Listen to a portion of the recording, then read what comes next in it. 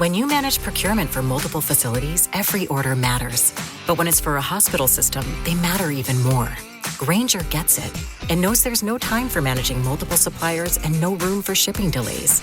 That's why Grainger offers millions of products in fast, dependable delivery, so you can keep your facility stocked, safe, and running smoothly. Call 1-800-GRAINGER, click Grainger.com, or just stop by. Grainger, for the ones who get it done. When the insurance company doesn't pay what you deserve after you've been hurt in an auto accident, the law firm of Greenberg & Betterman is here to help you.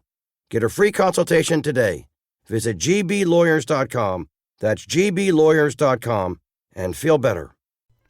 Ladies and gentlemen, thank you for listening, downloading, and subscribing to the latest edition of the 12 Kyle podcast. I'm 12 Kyle. Check this out. On this podcast, what I'm going to talk about is signs that you're in a toxic relationship. Now, I know some of you probably think, well, what exactly is a toxic relationship? I mean, to be honest, we know what a toxic relationship is. We see the signs. And sometimes, and more often than not, we just choose to ignore them. So in this podcast, we're going to break it down. So sit back, relax. I'll drop the theme music and we'll get the podcast jumping. Let's get it. The 12 Kyle Podcast. The 12 Kyle. The 12 Kyle Podcast. The 12 Kyle. The 12 Kyle Podcast. 12 Kyle. The 12 Kyle Podcast. The 12 Kyle.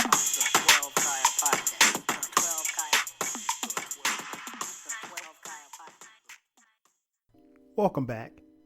As I mentioned in the intro, we're talking about the signs that you're in a toxic relationship. And again, I think it's, for a lot of people, it can be pretty obvious that they're, in a toxic relationship, but even with the signs being there, they just either ignore it or they just don't care. Tell me if this sounds familiar. You're in a relationship with someone that is just plain bad for you. Like, let's say you fight all the time. You're constantly complaining about each other. Your friends and family can't stand them.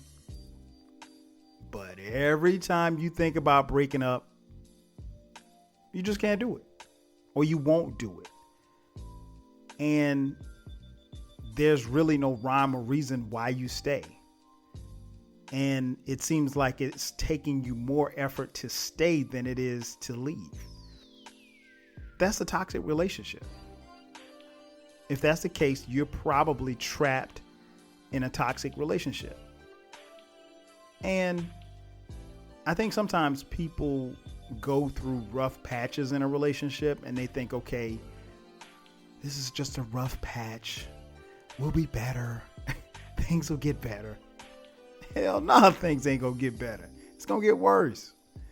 I actually came to this topic just doing some sniffing around on the internet, just looking for, how you're looking for one thing and you find something else. And I thought this would be a great thing to bring to the podcast. But yeah, there are several signs, and I'll give you a few. One sign. If your partner decides what you can and can't do. Now, this to me is crazy. And the reason why I say it's crazy because I'm assuming, that most of you listening are adults. Because I don't think any young kids listen to this podcast. But if you do, stick around. You might learn something. Anyway, I just can't see me telling another grown person what they can and can't do. I'm married, right? And so even in being married, I don't tell my wife like, yo, you can't do that. Or you can't go there. I mean, she's grown. She can do what she wants to do and go where she wants to go. Now, I mean, it's within reason. And the same goes for me. Like, it's about a level of respect. But I think when you're jealous or you're angry or you're suspicious about where somebody's going or what they're doing, and you feel the need to tell them when and where they can and can't go, or what they can and can't do, that's a genuine sign that you're in a toxic relationship. Case in point, I had a friend, well, I wouldn't call him a friend. I had an associate. He was a relative of a friend of mine, right? So me and my homeboy, we're going out. And so we go out, and this is my homeboy's cousin. I'll tell you that much, because he ain't gonna listen to the podcast. So anyway, this is like, I mean, we were probably like, he's probably at this time maybe 30. You know, he's married, couple kids, you know, house, job. He got, you know, the American dream, if you will.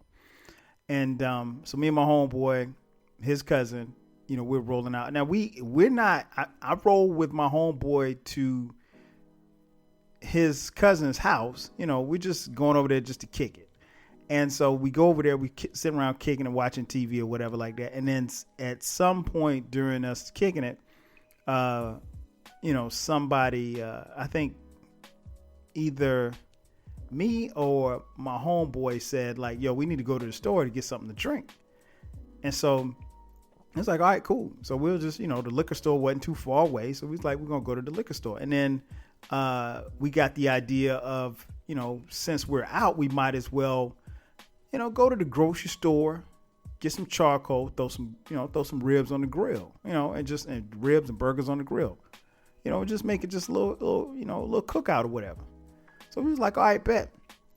So we're getting ready to leave, me and my homeboy, and we were like, yo, let's just call his cousin Gerald. Right? So we were like, Gerald, we're about to go to the store. We're going to go to the liquor store. Then we're going to go to the grocery store. Let's roll. And he was like, he paused for a second. He was like, well, let me go ask. And let's just say his wife's name is Tanya. He said, well, let me go ask Tanya. And so me and my homeboy look at each other like, ask? And he was like, yeah, I need to go ask her. Can I go? Okay. Okay, bro. If you know, if that's your steez and that's how y'all kick it, I mean, I guess. But I mean, you're a 30-year-old grown ass man. I don't understand why you got to ask your wife to go to the grocery store and liquor store. So anyway, he goes in the other room and he's gone for like, I don't know, the better part of like 10 minutes. And so we're standing there, literally standing at the door waiting on him to go. And he's still not back. You know, we thought he was getting dressed or changing clothes or whatever. So we were like, all right, let's go get in the car. So we got in the car. We went in the driveway, car cranked up, waiting on him. He comes outside and he has this look on his face. And he says to us, Tanya said I can't go. What the hell? Bruh, come on, man. Your old lady don't want you to go to the grocery. She said that you can't go to the grocery store and to the liquor store. Man, if you don't get your ass in this car. So we were like dumbfounded, but he ended up staying. And like, I quickly learned, you know, a lot about his marriage, that, you know, his wife, if she wasn't cool with where he was going or what he was doing, she dictated and told him everything that he could and could not do. And, you know, that was, it was a point of contention for my boy, because that's his cousin. And he was just like, yo, we weren't raised like this. And I was like, I've never seen anything like that before in my life. But, you know, I don't know. I think deep down, his wife didn't trust my homeboy because she felt like we would probably go to the liquor store, then the grocery store, and then the strip club. I mean, like, who does that? Who goes to the liquor store, the grocery store, and the strip club? But like, she didn't trust him. Like, so they went everywhere together, and she was very jealous, very controlling. She had anxiety issues, and all of this created, a very toxic relationship. And this was, this became a point of contention for the two of them, meaning my homeboy and Gerald. So, that's a sign. When you see stuff like that, when you see people are in a position where they want to decide what you can and can't do, that's a sign that you're in a toxic relationship. Another sign, if your partner isn't encouraging you to grow as a person, I think this is very key. I think most of you who listen to this podcast are probably somewhere between, 25 and 55, right? So you're either becoming who you are or growing into who you are. You know who the hell you are. So I think being able to grow in a relationship is paramount. Being able to grow in a marriage is paramount. I think not only should you grow individually, but you also have to grow as a couple, as a partnership. In a healthy relationship, that's what you want to happen. That's what should happen in a healthy relationship. But when your partner when they aren't encouraging you to grow as a person, then that could be signs. Case in point, if let's say the man in the relationship is, he has a college degree, right? And his wife has a college degree. And then let's say that she wants to pursue a master's degree. Honestly, he should encourage that. He shouldn't be on some, no, I don't want you to go back to school because, then you'll have more degrees than me and you'll make more money than me. Don't laugh. I've actually heard men say this. Not anybody I was tight with, but I've actually heard someone say this. And so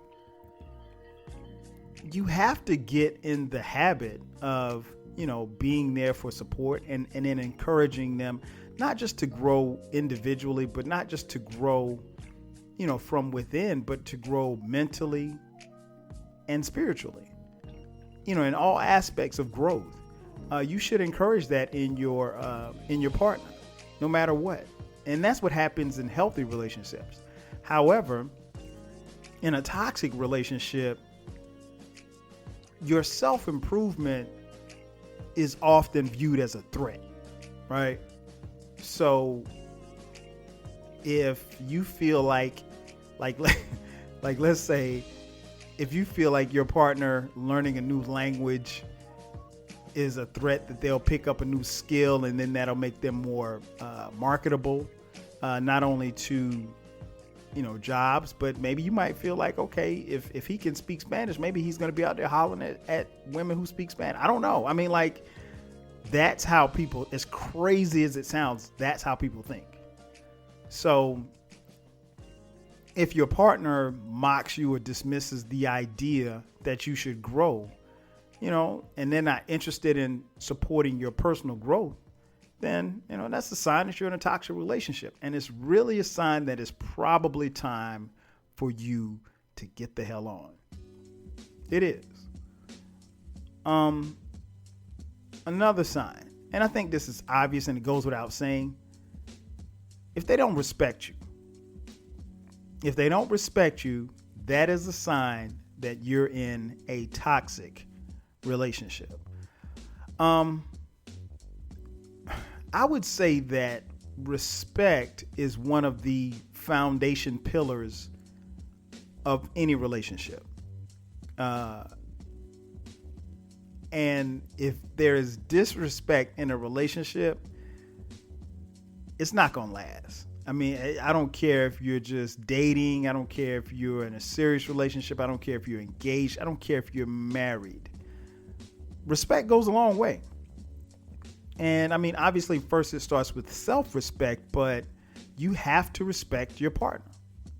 Bottom line, if you don't respect your partner, then, there's going to be problems. And honestly, a pattern of disrespect, what it does is it tends to wear the other person down, and it creates anxiety. And then the person, kind of dreads being around you. Can you imagine being in a relationship and not wanting to be around the other person? I mean, like, what kind of relationship is that? Now, I'm not going to tell you that there are times where you can get mad at someone or get upset with someone and then not want to be around them. I'm not saying that at all. We've all been there, myself included. But no, that's not what it is. That's not the move. When that's a pattern of disrespect. And the disrespect can be anything. And we all know what disrespect is in a relationship. And, when you're going through that, and more importantly, when you're putting your partner through that, that's a sign that it's a toxic relationship.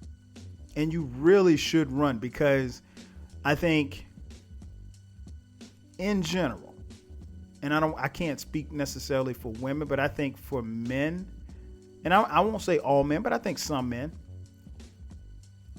if they're able to get away with the disrespect, it ain't gonna stop. You know what I'm saying? I mean, like, if you feel like as a guy, as a man, that you could say the most foul, ill, disrespectful shit to your woman or your man, if you will, that's not going to get any better. Like, that gets progressively worse over time. It's almost like, hitting somebody. If you slap somebody, odds are likely, if you slap your partner, odds are likely you're going to slap them again. So, and I mean, that goes without saying, letting you know that that's a toxic relationship. So we don't even have to get into that. But yeah, when people act like that and they get very disrespectful, and when respect is lost on either side, it's toxic. And it's time to move on. There's absolutely, positively nothing that you can do in any relationship that doesn't have respect. It won't work. Because what happens is people get defensive when they, inflict that on the other person. And, defensiveness is a killer. It basically keeps us from solving problems and relationships, and the problems keep coming and keep coming and keep coming. It never ends. And so you got to have respect. I mean, you got to have trust. But again, I think respect is one of the key pillars into any relationship. If you don't have respect, quite frankly, you don't have a relationship. Another sign that you're in a toxic relationship is when the other person, your partner, uses sex as a form of manipulation.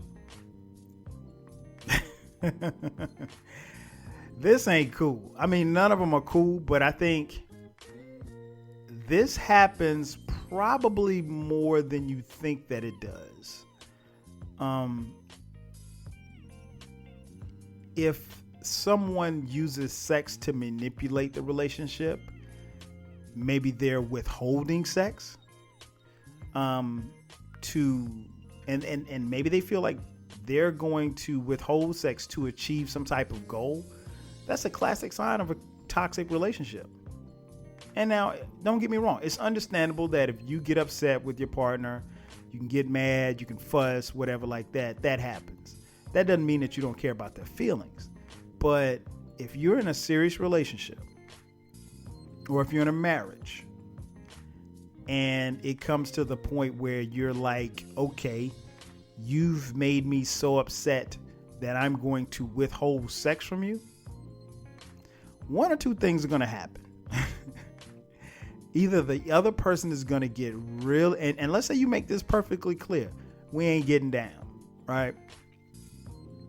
One or two things are going to happen. Either you're going to piss that person off so much that other problems are going to pop up in the relationship, or simply put, they're going to find sex somewhere else.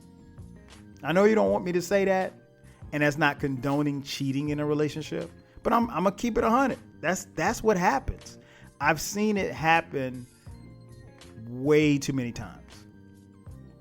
I remember there was and I don't think I'm pretty sure, I don't know, she kind of disappeared, but there was a blogger that I used to read back, who had a pretty cool blog that I used to read back in the day. And she talked about that. She talked about how, things had gotten so bad in her relationship and she'd been dating this guy for like 2 years or whatever. And, things kind of fell south in the relationship, and then, the accountability, and she was having a lot of issues with, him being present and being accountable in their relationship for his mistakes or what have you, financial issues that they had, that she was just like, all right, I ain't giving up the draws.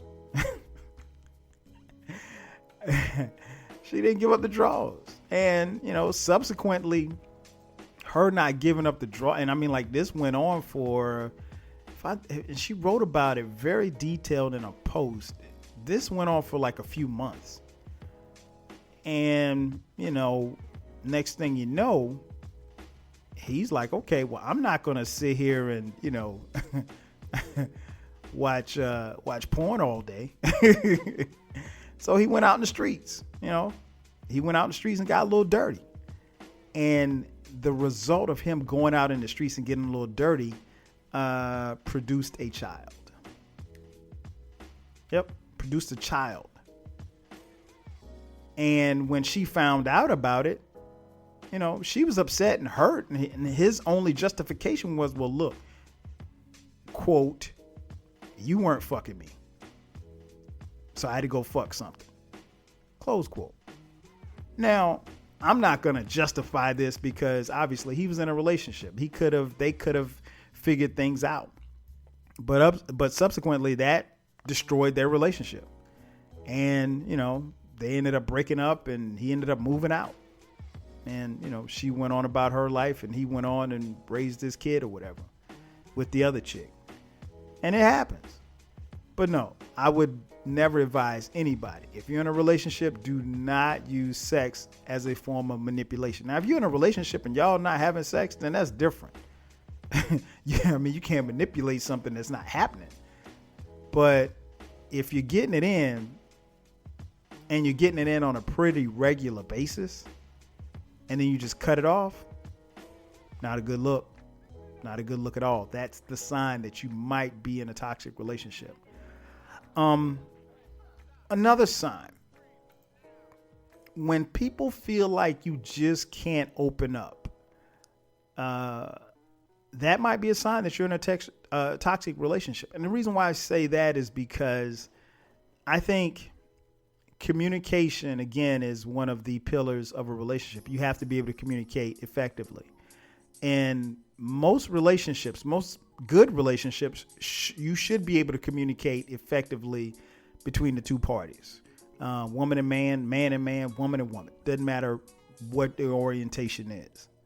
You should be able to communicate pretty good if you're in a relationship.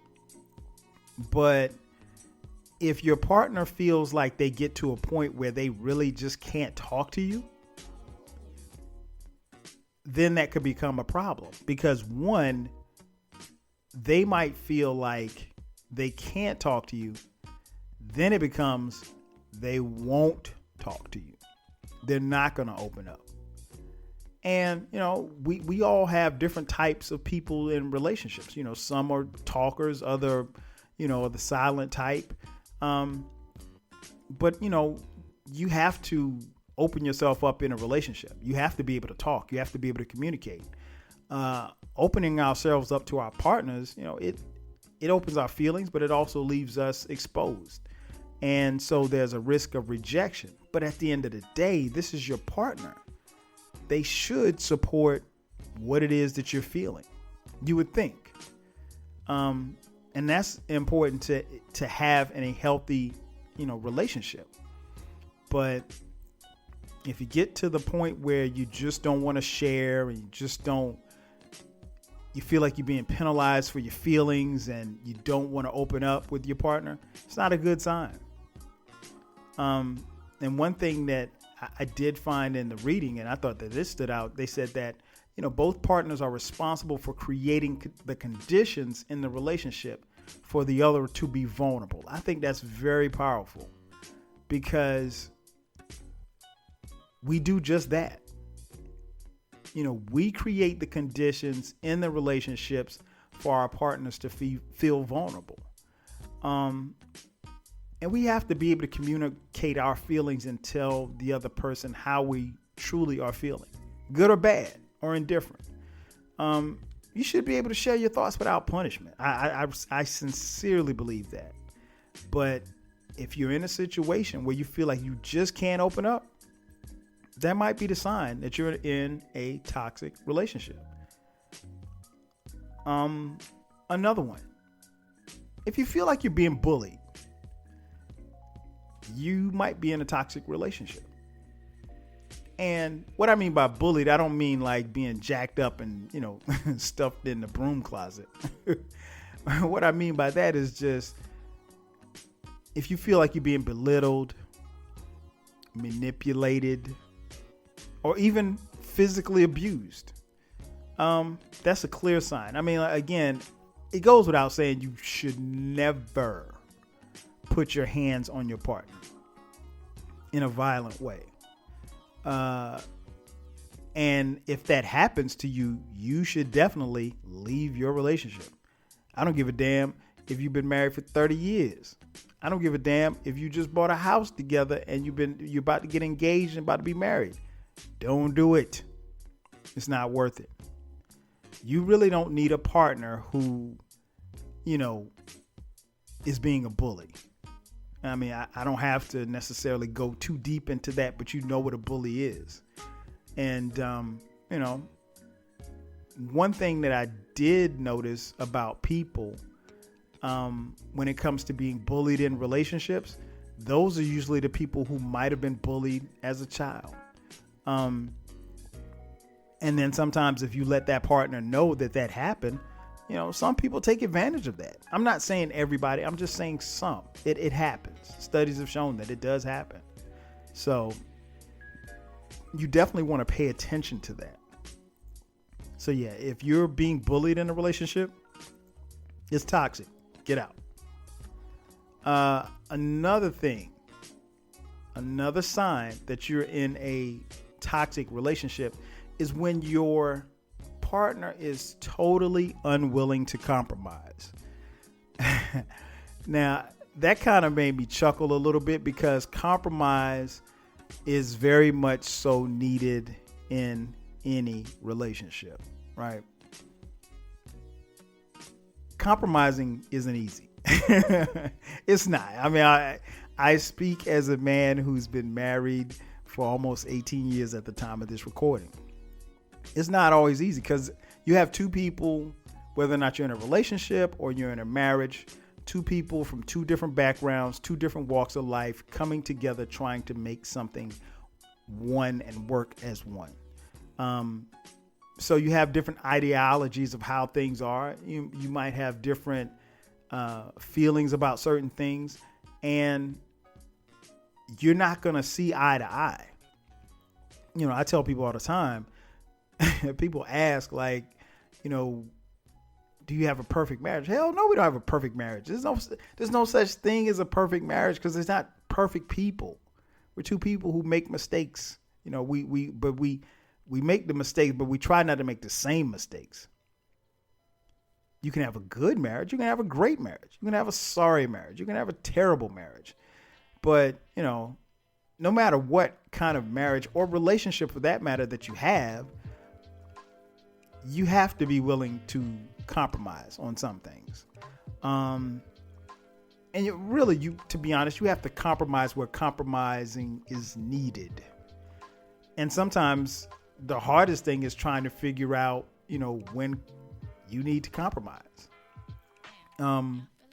Case in point, I have a friend who grew up as the only child. And so, given the fact that she grew up as the only child, for lack of a better terms, things went her way. So then she got into a relationship, and it was more of a, kind of give and take. And they both, she and her now fiance, they had different ideas as to different things. And the time that you're actually getting to know each other before you get married or what have you, when you're dating, that's the time to figure that shit out.